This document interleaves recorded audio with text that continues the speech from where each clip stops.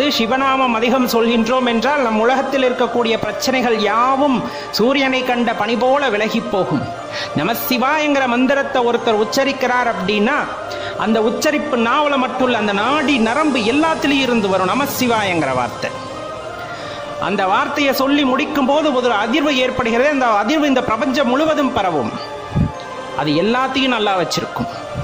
சிவனடியார்கள் வழிபடுவதோ கேட்பதோ நாங்கள் மட்டும் நல்லா இருக்க வேண்டும் எண்ணிக்கை அவங்க வாயில வராது.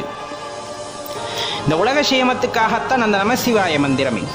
பஞ்சபூதங்களின் ஆற்றலால் இங்கு இருக்கக்கூடிய அனைவர்களும் நலமாக இருக்க வேண்டும் என்பதுதான் அந்த நமசிவாய என்ற மந்திரத்தை கூறுவது.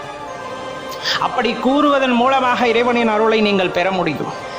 கண்டிப்பா அந்த அருளை பெற்ற பின்பு இந்த உலகம் சேமத்துடன் இருக்கும் போது நாமும் அதில் ஒருவராக ஈசனை நினைத்து கொண்டே வாழ்ந்து கொண்டிருப்போம். அவரை விட்டா நமக்கு வேற யாரும் இல்லையே. அவரை விட்டா